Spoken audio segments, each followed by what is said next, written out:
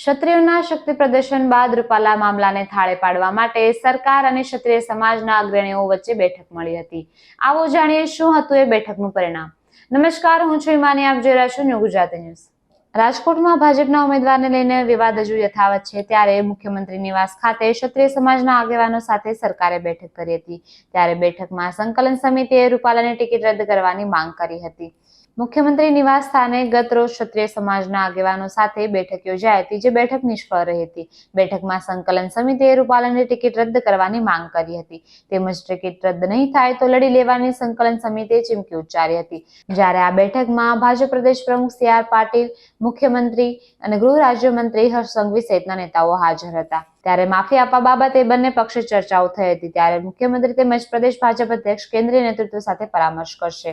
મુખ્યમંત્રી તેમજ ભાજપ પ્રદેશ પ્રમુખ અને હર્ષ સંઘવી સાથે ક્ષત્રિય સમાજની યોજાયેલી બેઠક નિષ્ફળ રહી હતી।